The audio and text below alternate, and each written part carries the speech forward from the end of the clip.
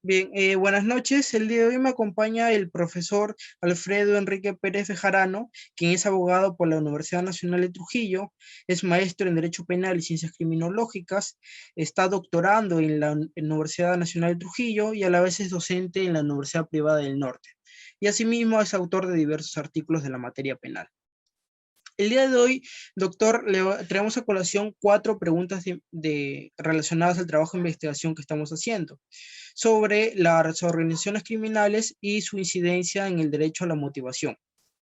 La primera pregunta es si usted cree que la pertenencia del imputado a una organización criminal es suficiente para acreditar el peligro procesal. ¿Por qué? Bien, buenas noches, señor José Andrés. Sobre esa pregunta, bueno, hay que tratarla siempre con ciertos cuidados, ¿no? Siempre es delicada las opciones que el legislador, porque tenemos que partir de la base del legislador procesal que ha considerado los criterios para medir los peligros procesales. Eh, el problema de la referencia legislativa es que no contiene, si se quiere, su criterio permitan determinar en qué medida la pertenencia a una organización criminal puede coadyuvar para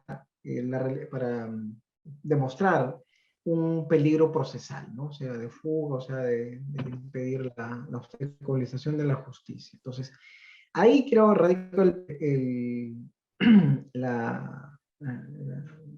error y el peligro de no tener un criterio claro en sus límites, muy abierto, por así decirlo.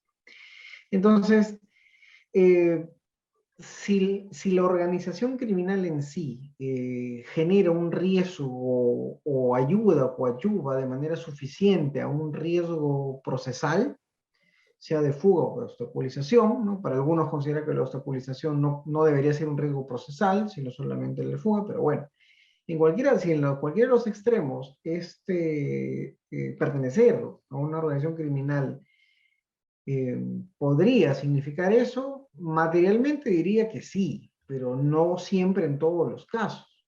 O sea, de hecho, integrar una organización criminal te da ciertas dosis de agilidad, ¿no? Tienes tentáculos, ¿no? Tentáculos que te permiten amenazar a los testigos, amenazar al juez, por ejemplo, poder fugarte, por ejemplo, si se trata de una organización criminal dedicada al tráfico ilícito de drogas o al contrabando que conoce rutas, por ejemplo, clandestinas, ¿no? Ellos tienen el monopolio de esas rutas, te va a permitir fugarte quizás, ¿no? Entonces, eh, digamos, materialmente yo podría fundamentar de que pertenecer a una organización criminal podría coadyuvar de manera suficiente a un riesgo procesal, ¿no? Ahí consideraría que sí, el problema es con la regulación que tenemos que no hace distingo en qué medida o a través de qué factores eso podría coadyuvar, ¿no? Lo que quedaría simplemente un desarrollo argumentativo. Eso sobre la primera pregunta. Bien, sobre la segunda pregunta, si usted cree o cómo cree que el legislador ha venido combatiendo este fenómeno criminal con el derecho penal del enemigo. ¿Por qué? Bien, ahí hay que tener cierto cuidado cuando se habla de este término acuñado por el profesor Jacobs, ¿no? 80s, 90s, es conocido por dos trabajos que concatenadamente ya terminan con esta idea. A los compañeros siempre les comento, a los alumnos, cuál es el origen de esto y qué es lo que quiso Jacobs hacer en su oportunidad, si no es simplemente escribir una realidad legislativa, ¿no? Que es una legislación intrusiva, restrictiva de ciertos derechos, garantías elementales que tenemos, y que le puso un término y que encontró fundamentos teóricos de que hace tiempo venimos con una suerte de un derecho penal de excepción, que es un término que también se maneja, que está restringido para ciertos sujetos, ¿no? Para ciertos sujetos. Entonces, dentro de las manifestaciones del derecho, del denominado derecho penal del enemigo, está la restricción de flexibilización o restricción o eliminación de ciertas garantías procesales. Una de esas podría ser las de, si lo quieren llevar a la prisión preventiva, las de flexibilizar los requisitos de, o poner requisitos muy abiertos como estos, ¿no? Que prácticamente compelen al juez de hacer un checklist y decir si cumple esto y hay peligro procesal y listo. Si lo quieren ver de esa manera, siempre hay que tener ciertos cuidados, ¿no? Si realmente esto permite decir que hay una afectación a un derecho fundamental o no. Pero, dando este panorama, eh, sí es importante recalcar que ciertas manifestaciones modernas de criminalidad, como por ejemplo la organizada, dentro de esto tenemos pues el lavado, ¿no? Como el delito más emblemático, o el mismo delito de organización criminal, eh, es tratado de manera distinta, ¿no? Se crean tipos penales mucho más abiertos, ¿no? Que tengan mayor alcance. Lo sucede con este injusto de organización, del delito de organización criminal, lo mismo pasa con el lavado para ciertas modalidades.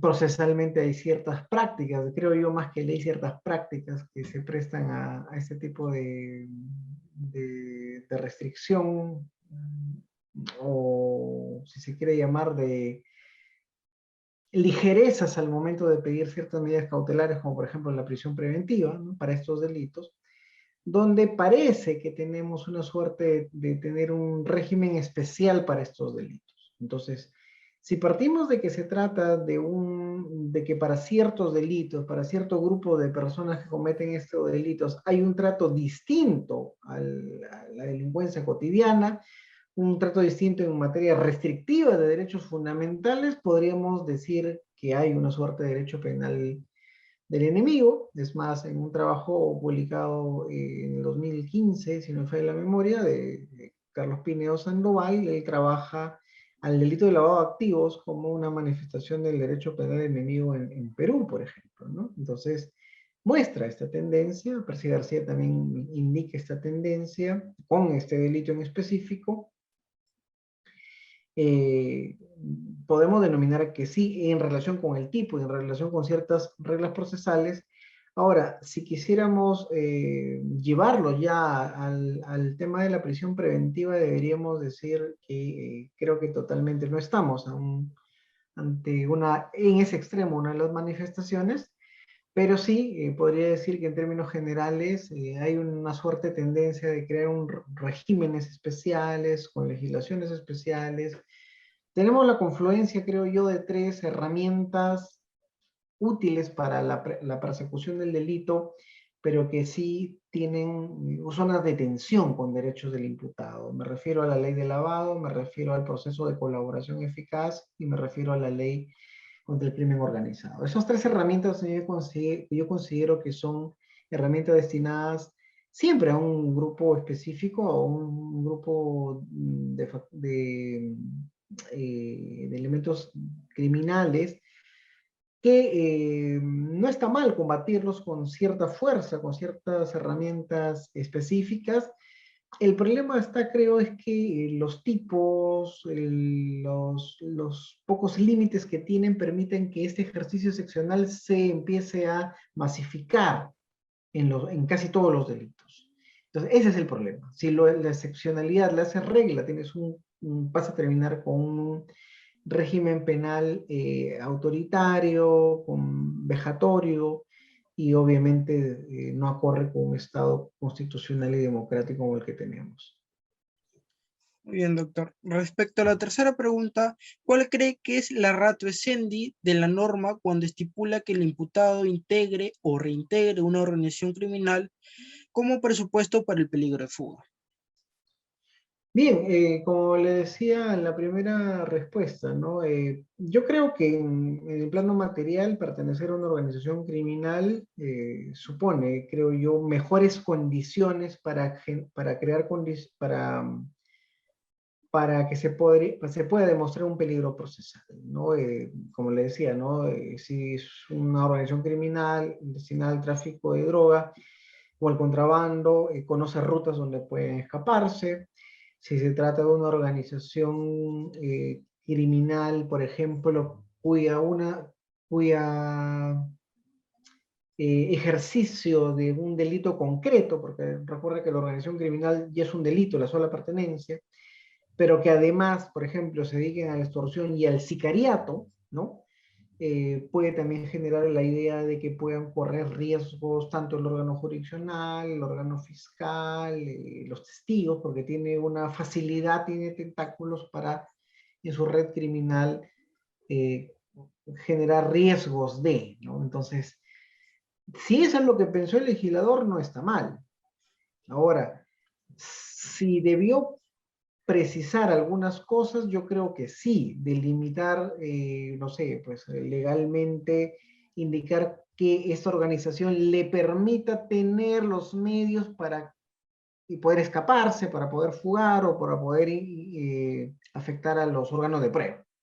Si lo hubiera hecho de esa manera, quizás se entiende lo que quiso hacer el legislador. Preverlo de una manera tan amplia como lo está, la sola pertenencia, no nos dice nada, y por el contrario, obligaría a hacer un ejercicio interpretativo, obviamente, dentro de la constitucionalidad, dentro también del respeto de los derechos fundamentales del imputado, y en beneficio, obviamente, de una interpretación más restrictiva, ¿no?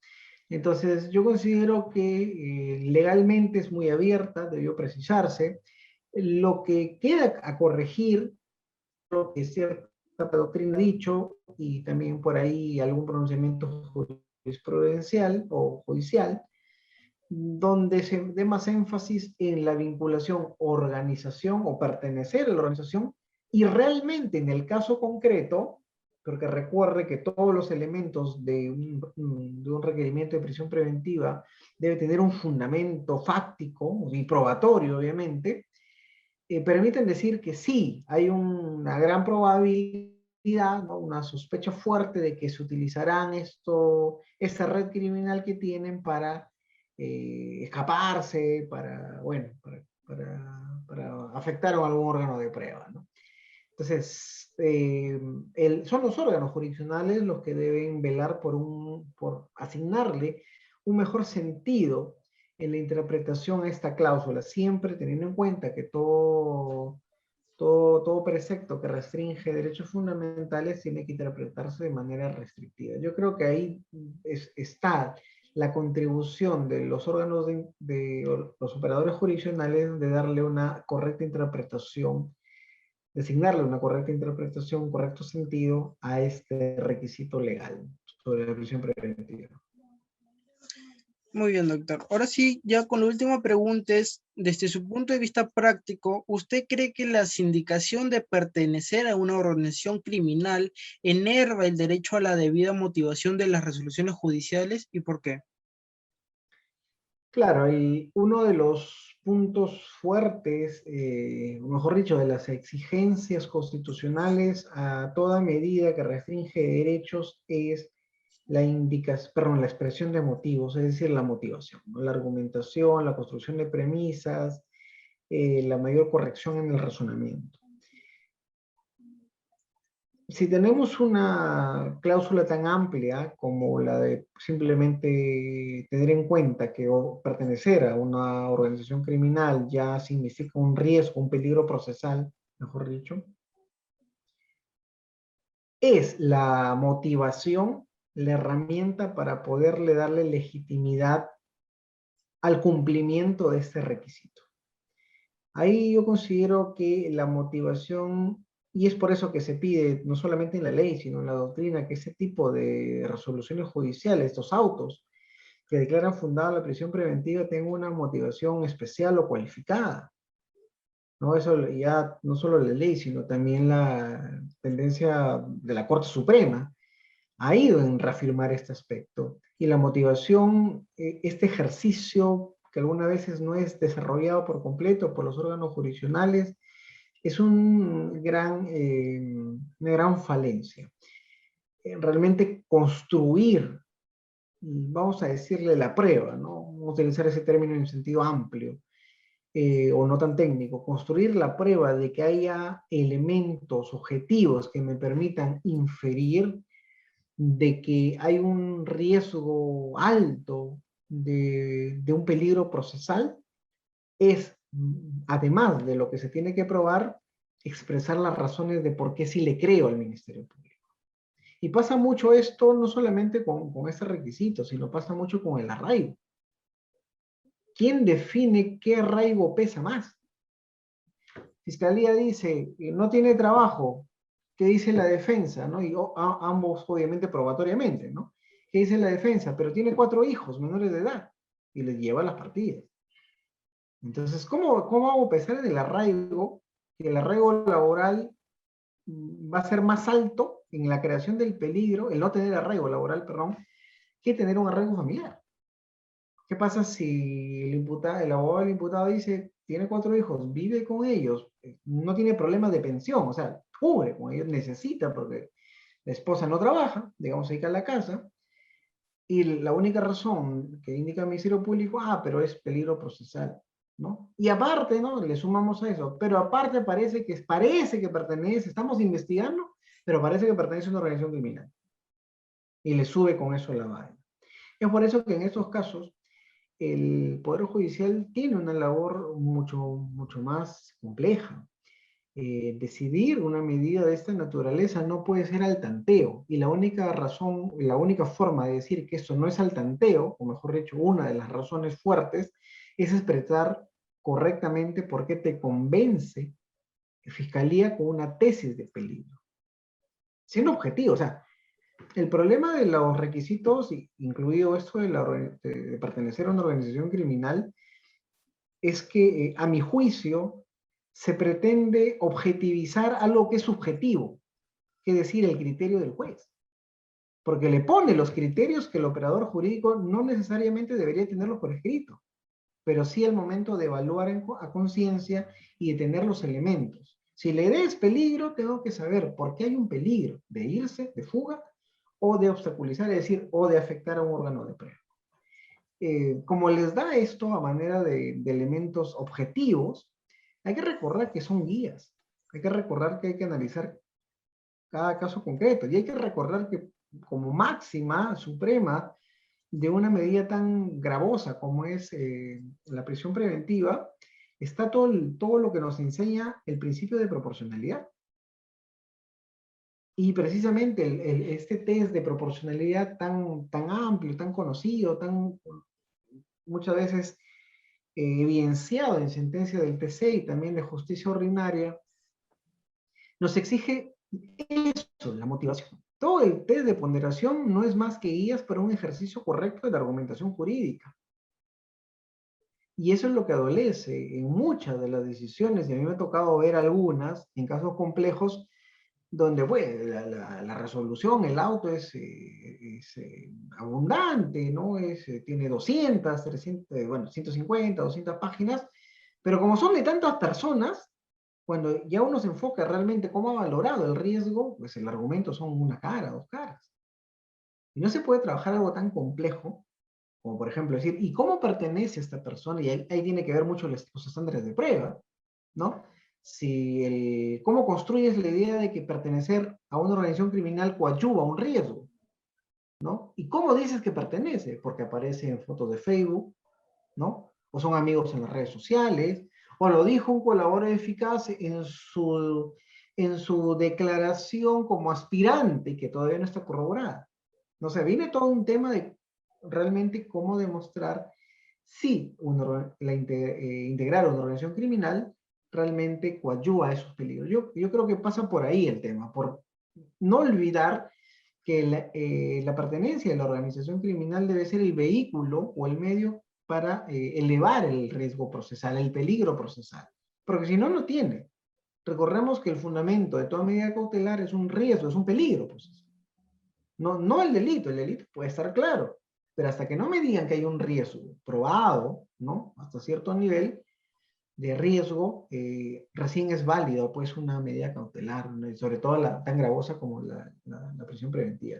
Entonces, el órgano jurisdiccional en la motivación es donde debe hacer recaer la regla de trato, que nace de la presunción de inocencia, respetar todo el test de ponderación de por medio, decir por qué realmente, vuelvo a reincidir en eso, ¿no? La pertenencia a una organización criminal me permitiría a mí llegar a eso, ¿no? Por ejemplo, ¿no? Estamos ante una organización criminal de robo. Así, de robo nada más. La pregunta sería, ¿y esa organización tiene sicarios? ¿Tiene rutas de salida?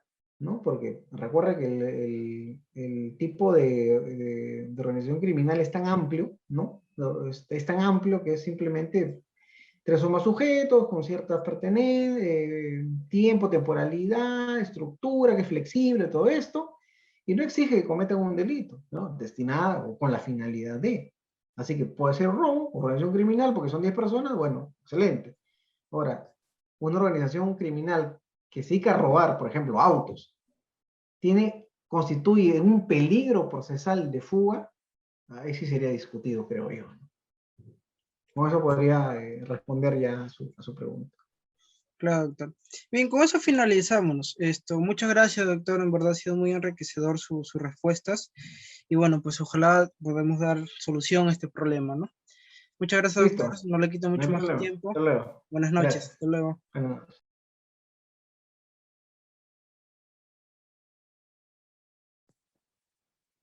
Bien, buenas noches. El día de hoy me encuentro con el doctor Jonathan Cirilo Portillo Vela, quien es fiscal adjunto en la Fiscalía contra la Criminalidad Organizada en el Departamento de la Libertad.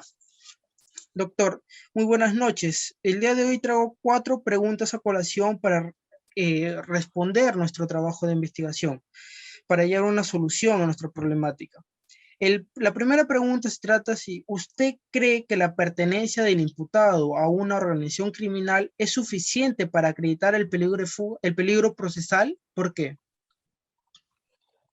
Bueno, considero yo en personal, de la poca experiencia que tengo, que la sola pertenencia a una organización criminal no es criminal.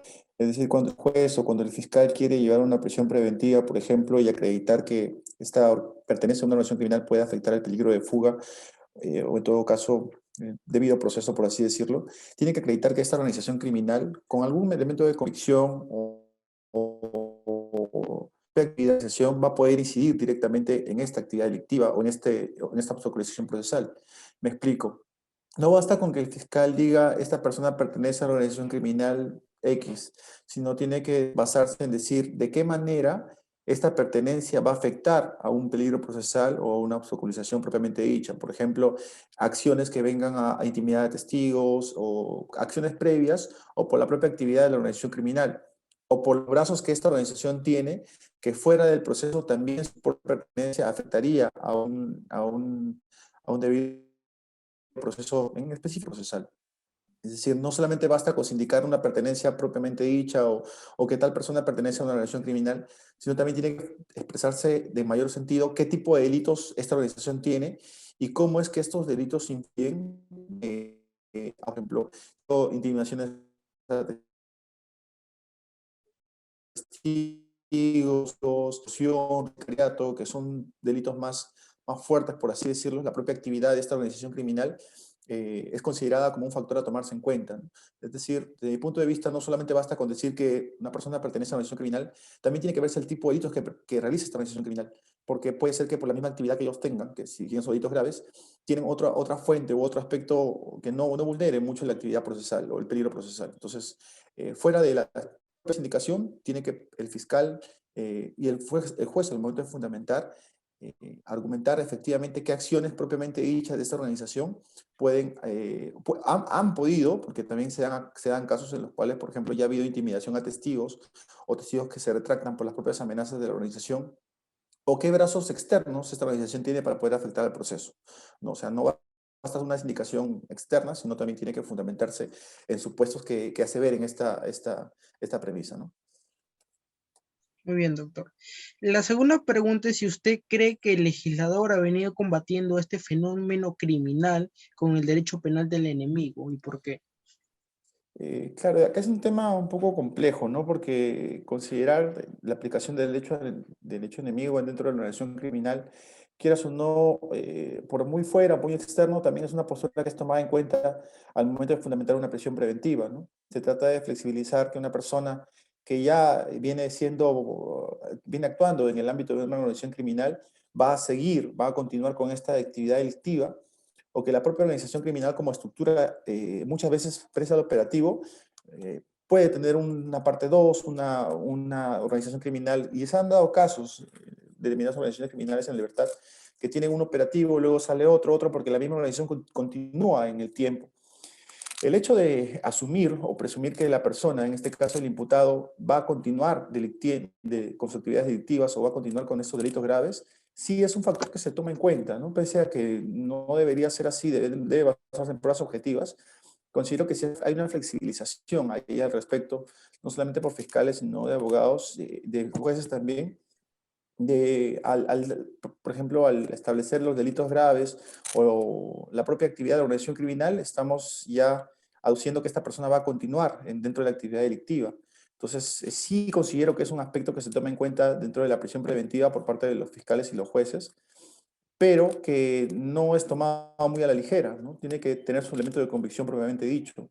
El propio peligro procesal del imputado mismo, ¿no? La peligrosidad que él tiene como persona y también la organización criminal. Pero sí considero que se viene aplicando en determinada manera, quizás un aspecto muy tenue del derecho penal del enemigo, a diferencia de otras legislaciones, por ejemplo, que aducen el tema de la inclinación delictiva para ser tomada en cuenta en la prisión preventiva.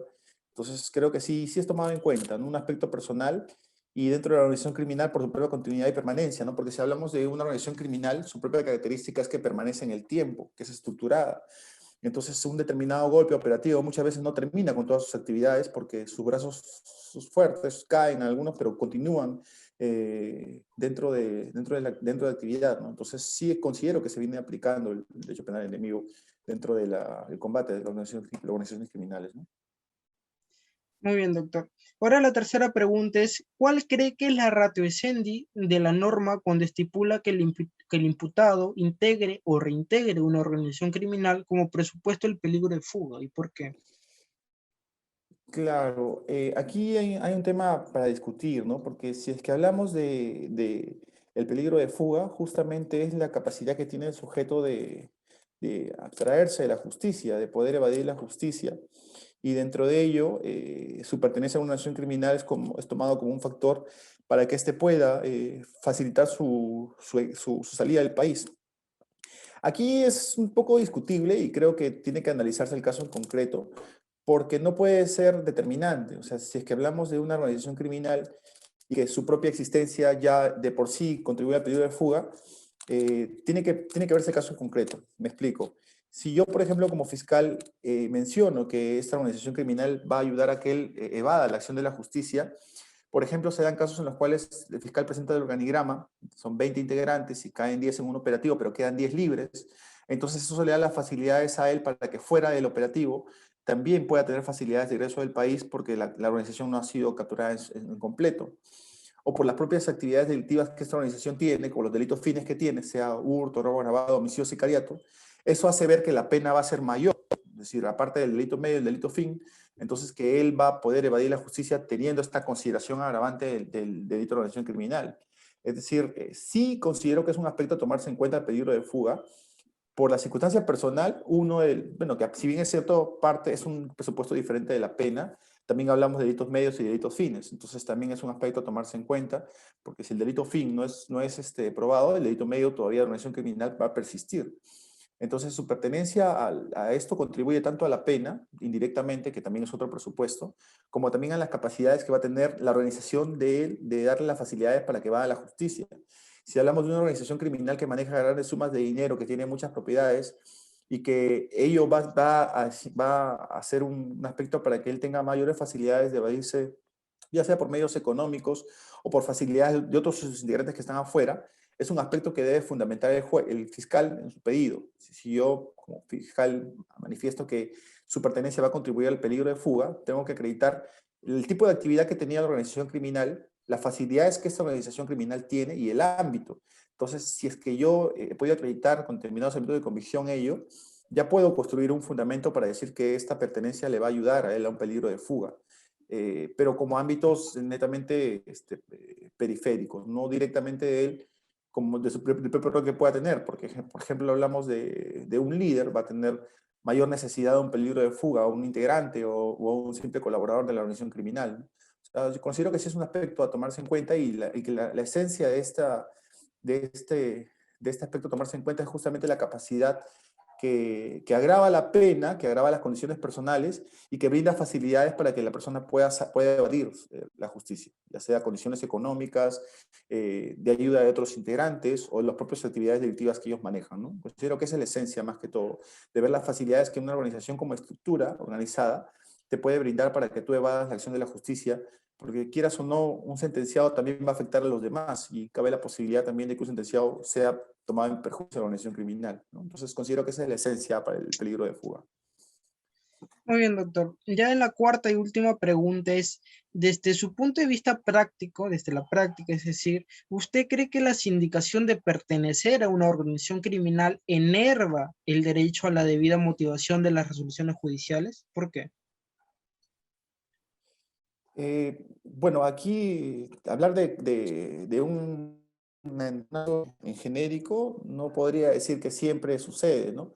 Pero sí hay casos en los cuales puede darse que se vulnere el derecho a la motivación de sentencias, más que todo el contenido esencial de la motivación, al no acreditar o no fundamentar bien el tema de la propia pertenencia de una organización criminal, eh, visto desde el punto de vista de una motivación. ¿Por qué? Porque si un juez, bueno, hablamos ya de un juez propiamente dicho, bueno, porque el fiscal entiéndase que ha argumentado una posición, pero si el juez en su prisión preventiva considera que la pertenencia a una organización criminal es un factor a tomarse en cuenta para una prisión preventiva, por así decirlo, él tiene que fundamentar este hecho. No, no basta decir, bueno, se ha probado elemento de convicción que hay una pertenencia a la organización criminal, que él pertenece ya sea como integrante,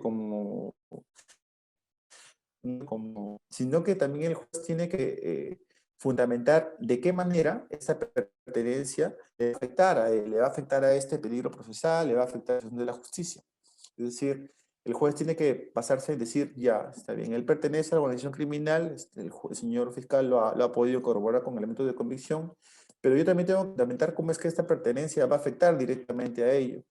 Entonces, este contenido constitucionalmente garantizado requiere definir el TC desde un aspecto de motivación cualificada, es decir, que estamos hablando de una organización criminal y que el juez debe decir de qué manera va a afectar esta, o puede estar potencial, afectar, puede potencialmente al proceso. Porque como te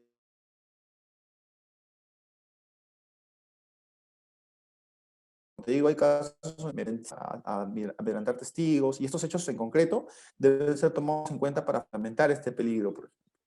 O potencialmente decir qué tipo de delito es, si hay testigos en reserva, no hay testigos en reserva, ha habido intentos de, qué sé yo, depende de la actividad del delito propiamente dicho, que